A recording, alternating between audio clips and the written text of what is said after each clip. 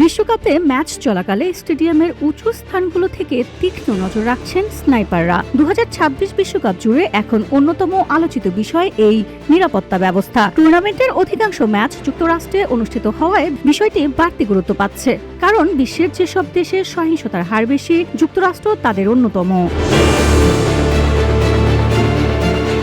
আসলে যুক্তরাষ্ট্রে বড় কোনো জনসমাগমে এটি একটি নিয়মিত প্রোটোকল। NFL এর অনেক স্টেডিয়ামে সামরিক বা আইন শৃঙ্খলা বাহিনীর জন্য নির্দিষ্ট স্নাইপার নেস্ট থাকে।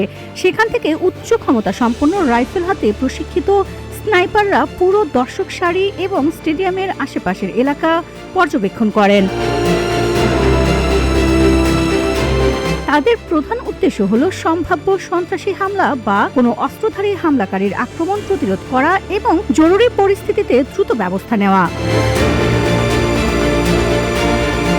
যুক্তরাষ্ট্রে বন্দুক সহিংসতার তথ্য পর্যবেক্ষণকারী সংস্থা গান ভায়োলেন্স এর হিসাব অনুযায়ী 2026 সালে দেশটিতে 206টি গণগুলির ঘটনা ঘটেছে। তবে ফুটবল ম্যাচ, বড় কনসার্ট, রাজনৈতিক সমাবেশ এবং বিপুল সংখ্যক মানুষের উপস্থিতি থাকে এমন সব অনুষ্ঠানেই এই ধরনের নিরাপত্তা প্রোটোকল অনুসরণ করা হয়।